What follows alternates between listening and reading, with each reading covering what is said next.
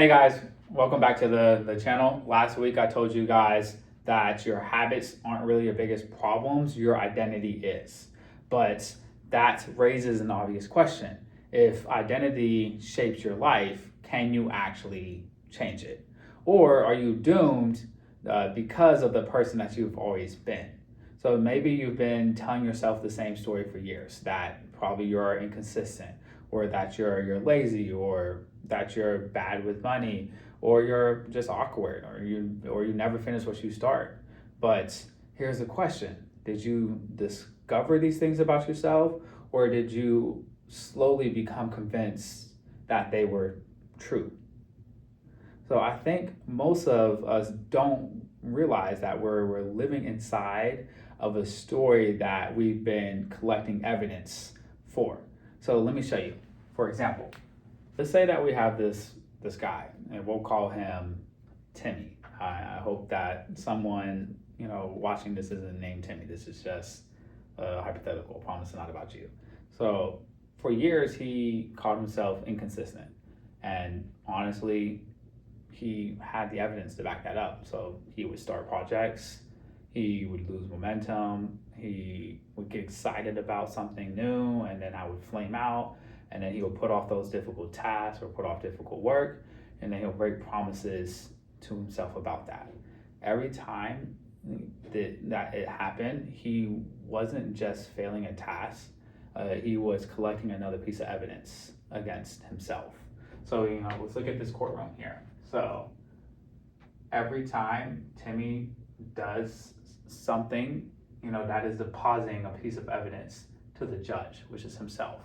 And over time, when he's collecting more and more evidence, eventually Timmy wouldn't be saying that he made another inconsistent decision. Eventually, Timmy would be saying that he is an inconsistent person.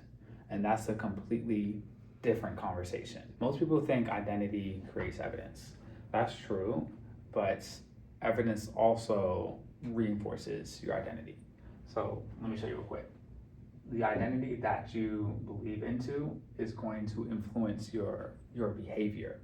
And that behavior, those actions that you do, is going to provide you the concrete evidence in your everyday life that also tells you the story that you start to tell yourself. And that relationship with the story that you're telling yourself is going to feed back into your identity, which will continue to strengthen that loop the more times you go through it. So how do you actually escape that loop? I'll show you real quick. How do you break out of that loop? You would start off with a single small promise.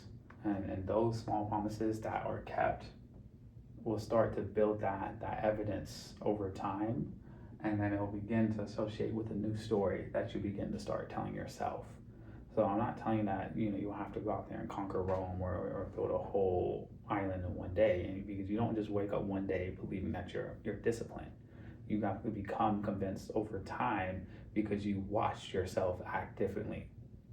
That doesn't mean your value depends on your performance. It just means that your lived experience begins to align with the kind of person that you're becoming. But here's where I think psychology by itself falls short.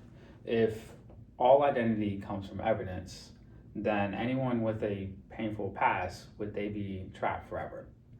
Not necessarily, because scripture gives us another starting point. So Romans 12:2 states that do not conform to the pattern of this world, but be transformed by the renewing of your mind. Notice how the scripture doesn't say become a different person by trying harder. It says be transformed by the renewing of your mind. So renewal begins with truth. So the world may say, look at your past to discover who you are. But scripture says, look to God to understand who you're becoming. For example, Abraham. God didn't wait until Abraham had become the father of many nations before calling him Abraham. So that promise came before the fulfillment. The identity pointed towards the future God was calling him into. I want to challenge you guys to start off with something that's very small. Like, what is one promise that you that's so small that you couldn't even justify breaking it? You know, some examples can be if you're trying to get into reading, I'm just going to read 1 page a day. Or if you're, you know, trying to get back into the swing of exercising, I'm just going to walk for 5 minutes. Or if you're trying to increase your prayer, your relationship with God, you know, I'm just going to pray for 5 minutes a day. If you're in sales and, you know, you just want to get better at it, and just pick up the phone. Can I do at least 1 sales call a day? And then if you're trying to write, you know, an essay, or if you're trying to write a book, you don't have to write the entire essay, write the entire book in one sitting. Can I tackle 1 paragraph a day? Or if you're someone that's trying to get off your phone for too much, can I just put my phone away for 10 minutes? So the goal isn't to impress yourself, it's to become someone that you can trust. And self-trust isn't built in one big momentum. It's built in one small kept promise at a time. Identity isn't changed overnight. It's renewed by truth and reinforced by faithful action.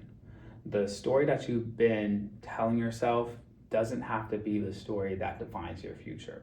So in the next video, we're going to talk about why breaking promises to yourself is damaging and how rebuilding self-trust changes everything. So if you enjoyed this video and you found value in it, please, you know, like, comment, and subscribe, so that way we can continue to build the community. I appreciate everybody that taps into these videos, and I want to continue making more for you guys as well. Have a great day.